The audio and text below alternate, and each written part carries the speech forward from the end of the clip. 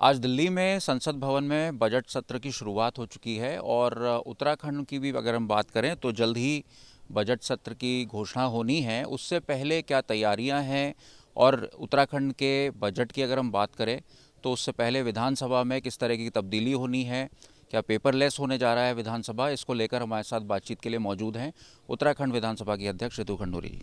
Ma'am, बहुत बहुत स्वागत है आपका। धन्यवाद, बहुत बहुत आभार। मैम, जानना चाहेंगे आपका इनिशिएटिव था कि पेपरलेस बना रहे हैं विधानसभा को, तो किस तरह की तैयारी है, बजट सत्र कब होना है, इसके बारे में जानकर। देखिए, ऐसा है कि भारत सरकार और उत्तराखंड सरकार के माध्यम से हम दोनों अपने जो सदन हैं, देहरादून और भराड़ीसैंण, दोनों को हम डिजिटाइज करने जा रहे हैं और देहरादून का कार्य लगभग लगभग पूरा हो गया है।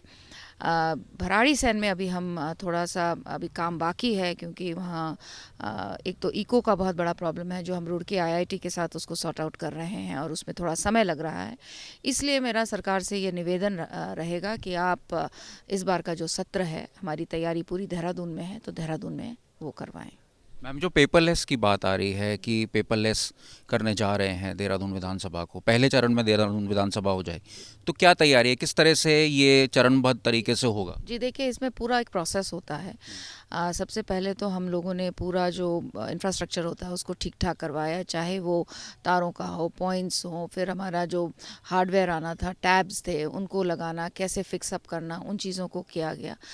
साथ ही साथ और भी चीज़ें जो कम्प्लीटली जो पेपर्स थे हमारे पास, पुरानी कार्रवाई थी, उनको डिजिटाइज़ करना, वो डिजिटाइज़ हुई हैं। उसके बाद फिर ट्रेनिंग चली हमारे जो अफसरों की सचिवालय के साथ, कि किस तरह से क्वेश्चंस आएंगे, कैसे उनको भेजे जाएंगे, फिर जवाब वापसी कैसे आएगा, किस तरह से हम बजट को अपलोड करेंगे, किस तरह, इस तरह की चीज़ों पर हमारे अफसर की पूरी तरह से तैयारी है और उनकी ट्रेनिंग हो चुकी है। विधायकों की ट्रेनिंग अभी बाकी है, लेकिन मुझे इस का एहसास भी है कि हम सभी लैपटॉप यूज़ करते हैं, तो बेसिकली टैब में वो सारी इन्फॉर्मेशन जो पेपर पे आती है वो होगी। लेकिन क्योंकि ये शुरुआत है, हम अभी पेपर भी रखेंगे और धीरे धीरे प्रयास करेंगे कि हम पेपरलेस हों। मैम, आपने विधायकों की ट्रेनिंग की बात की, आप विधायकों को टेक्नोलॉजिकल ट्रेनिंग भी देना चाहती हैं और एडवांस ट्रेनिंग भी देना चाहती हैं, लेकिन एक बेसिक अगर देखा जाए तो विधायक जो अभी डेमोन्स्ट्रेशन दे रहे हैं वो एथिक्स और बेसिक हाइजीन का भी जो है या बेसिक मोराल का जो है वो उत्तराखंड में तार तार होते हुए अभी हमने देखा प्रणव चैंपियन और उमेश कुमार के मामले में। क्या आप देना चाहेंगी सुझाव, क्या आपके निर्देश रहेंगे कि इस तरह के दृश्य और देखने को ना मिले उत्तराखंड। देखिए, बहुत आवश्यक है कि जब आप बहुत ही जिम्मेदारी पदों पर रहते हैं तो आपका आचरण सही रहना चाहिए, और इस तरह की भाषा, इस तरह का व्यवहार तो उत्तराखंड को बर्दाश्त नहीं है। और मुझे तो, मैं तो इसकी घोर निंदा करती हूँ। अपशब्द कहना, एक दूसरे को पत्थरबाजी, बंदूक निकाल देना, ये सही व्यवहार नहीं है। और ख़ासकर जब आप इतनी जिम्मेदारी वाले पदों पर बैठे हैं तो ये बिल्कुल भी बर्दाश्त नहीं है।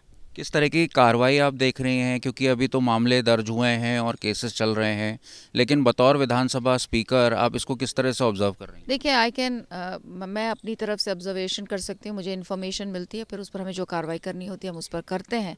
लेकिन जो कार्रवाई हो रही है वो हो रही है, एंड आई होप कार्रवाई हो और संदेश ये दिया जाए कि इस तरह का व्यवहार बिल्कुल भी टॉलरेबल नहीं है।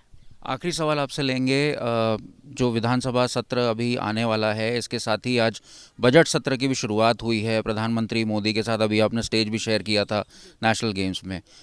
आज भी जो भाषण हुआ उसमें भी नारी शक्ति को प्रधानमंत्री ने महत्व दी है।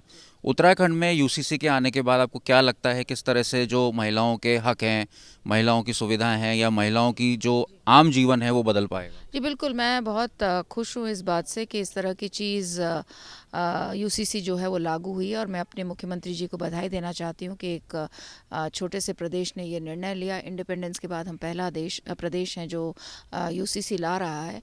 यूसीसी से मेरी बहनों को और सशक्त होने का मौका मिलेगा।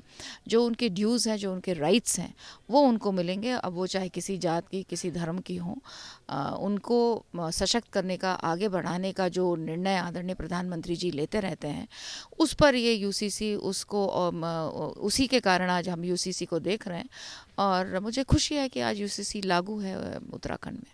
बहुत बहुत धन्यवाद। हमारे साथ विधानसभा अध्यक्ष रितु खंडूरी जी, और उनका कहना है कि विधानसभा पेपरलेस की तरफ बढ़ रही है और आने वाले समय में दोनों विधानसभाओं में ई ऑफिस के माध्यम से जो है सारा कार्यभार देखा जाएगा। फिलहाल जो गैरसैंण में सत्र की जो बातें सामने आ रही थी उसका उन्होंने हवाला दिया है कि सरकार को उन्होंने सुझाव दिया है कि मौजूदा सत्र, आने वाला सत्र जो है वो देहरादून में कराया जाए, क्योंकि आईआईटी से विचार विमर्श के बाद जो गैरसैंण में जो स्थिति है वो अनुकूल नहीं है। देहरादून से अंकित शर्मा, आज तक।